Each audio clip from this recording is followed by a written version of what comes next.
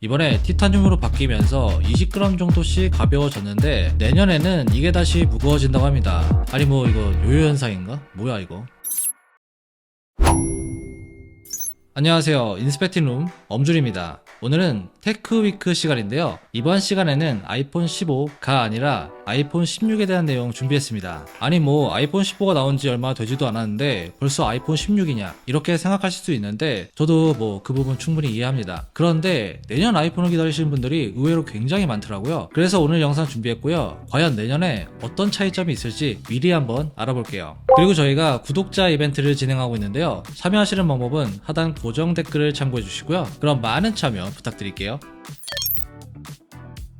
최근에 맥루머스는 내년에 출시되는 아이폰 16의 무게와 크기에 대한 사전 정보를 입수했다고 밝혔는데요. 일단 내년 아이폰은 기존과 동일한 라인업으로 아이폰 16, 16 플러스, 그리고 16 프로와 16 프로 맥스 이렇게 4가지 모델로 나오게 된다고 합니다. 아이폰 16과 16 플러스는 현재 아이폰 15와 15 플러스와 동일한 크기를 가지게 될 예정이고요. 다만 무게가 2g 정도씩 증가하게 된다고 합니다. 현재 아이폰 15는 171g, 15 플러스는 201g인데 내년 아이폰 16에서는 173g과 203g이 되는 거죠. 옆면 프레임 같은 경우는 기존과 같은 알루미늄이 유지될 거라고 하고요. 그렇다 보니까 소재의 변화로 인한 무게의 증가보다는 뭔가 약간의 그 설계 변경으로 인한 무게의 증가? 여기에 좀 더 가능성이 있는 것 같아요. 그런데 솔직히 2g 정도의 차이면 그렇게 큰 변화는 아니라고 생각을 하고요. 그리고 이번에 이렇게 무광으로 마감이 되었잖아요. 이거는 그대로 유지가 될 가능성이 굉장히 높다고 합니다. 다만 카메라 배열에서는 변화가 있을 것으로 보이는데요. 현재 아이폰 15 일반 라인업은 카메라 렌즈가 대각선으로 들어가 있죠. 이게 아이폰 13부터 적용이 되었던 건데 이렇게 대각선으로 들어간 이유가 카메라 범프는 늘리지 않으면서 좀 더 큰 렌즈를 넣기 위함이었는데 이게 다시 예전처럼 수직 배열로 내년에는 바뀌게 된다고 합니다. 카메라 스펙 같은 경우는 아직 나오진 않았지만 만약에 이렇게 바뀌게 된다면 내년에는 카메라 섬의 크기가 지금보다 약간 더 증가하지 않을까 싶긴 합니다. 그리고 내년 아이폰 16 시리즈에서는 애플 내부에서 캡처 버튼으로 알려진 새로운 버튼이 적용될 예정이라고 하는데요. 이게 정전식 버튼이라고 합니다. 여러분들 아이폰 SE의 홈 버튼을 보면 물리 버튼은 아닌데 누르면 햅틱 피드백이 오면서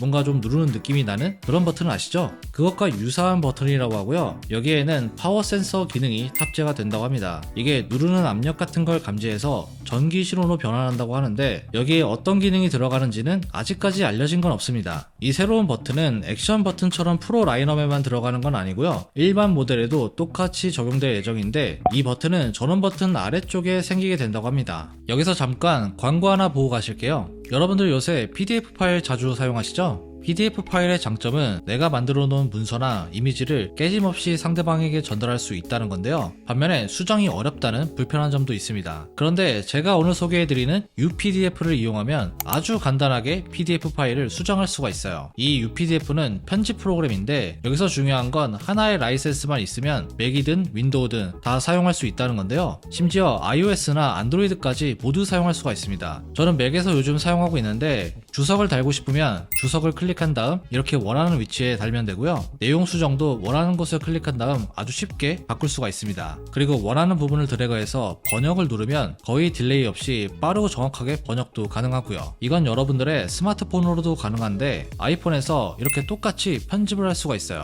아래에 제가 남겨놓은 링크로 들어가시면 UPDF 프로를 58% 할인 혜택을 받고 이용할 수 있으니까 관심 있으신 분들은 꼭 참고해주세요. 이번에는 16 프로와 프로 맥스인데요. 일단 디스플레이 크기가 약간씩 커지게 된다고 해요.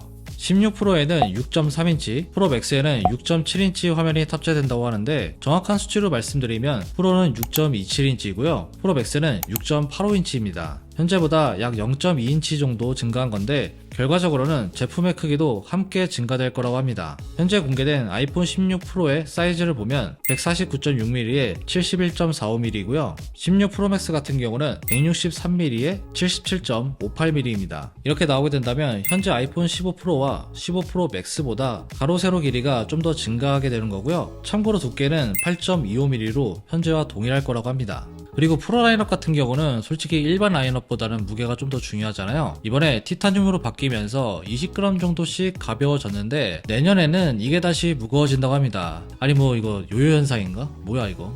현재 예상되는 무게는 아이폰 16 프로는 194g 정도이고요. 16 프로 맥스는 225g 정도로 예상되고 있습니다. 내년에도 티타늄 프레임이 그대로 적용이 되기 때문에 소재 때문에 무거워졌다기보다는 전체적인 크기의 증가로 인해서 좀 더 무거워진 거라고 할 수 있고요. 어쨌든 이런 무게 증가 소식은 개인적으로는 상당히 좀 아쉽게 느껴지긴 합니다. 16 프로 라인업에서도 아이폰 16처럼 새로운 캡처 버튼이 전원 버튼 아래쪽에 들어가게 되고요. 이번에 적용된 액션 버튼의 크기가 약간 더 커지게 될 거라고 해요. 현재 액션 버튼은 누르는 데는 전혀 문제가 없는 크기라고 생각을 하는데, 개인적으로는 뭔가 세로 길이가 좀 더 길어졌으면 훨씬 더 편할 것 같다, 이런 생각이 들긴 했습니다. 가로가 늘어날지 세로가 늘어날지 아직은 알 수 없지만 이 부분은 좀 더 자세한 소식이 나오면 알려드리도록 하겠습니다.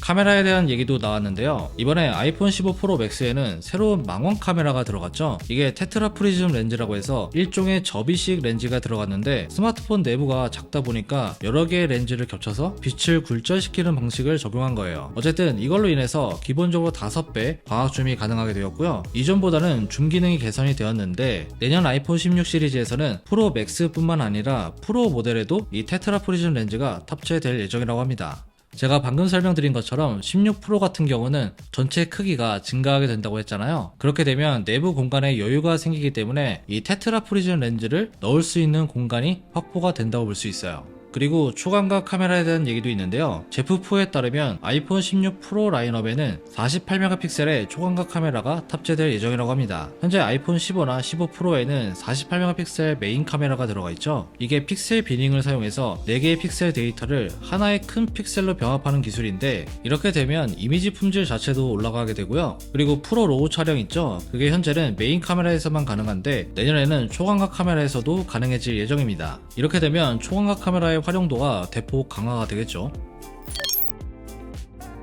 내년 아이폰 16 시리즈에서는 5G 모뎀의 변화도 예상되고 있는데요. 아이폰 16 기본 모델과 플러스에는 현재 아이폰 15와 동일한 스냅드래곤 X70이 탑재되고요. 16 프로 라인업에는 새로운 모뎀인 스냅드래곤 X75 모뎀이 들어갈 예정이라고 합니다. 이 스냅드래곤 X75는 지난 2월에 공개됐는데요. 5G 어드밴스드 기술을 지원하는 모뎀이라고 합니다. 이 5G 어드밴스드는 확장 현실이나 인공지능, 위성통신 이런 기능들을 지원하기 위해서 기존 5G 성능을 업그레이드한 건데, 기존 X70보다 훨씬 더 빠른 속도를 제공하고요. 2.5배 높은 AI 성능도 지원한다고 합니다. 그리고 회로 기판 자체도 25% 정도 작아서 공간 차지도 덜하고요. 거기에 전력도 최대 20% 정도 적게 사용한다고 알려져 있습니다. 애플이 원래 자체적으로 5G 모뎀을 개발하려고 했는데 아직까지 뚜렷한 결과는 나오고 있지 않고요. 전문가들에 따르면 2025년까지는 자체 5G 모뎀 생산은 어려울 것으로 보인다, 이렇게 전망을 하고 있습니다.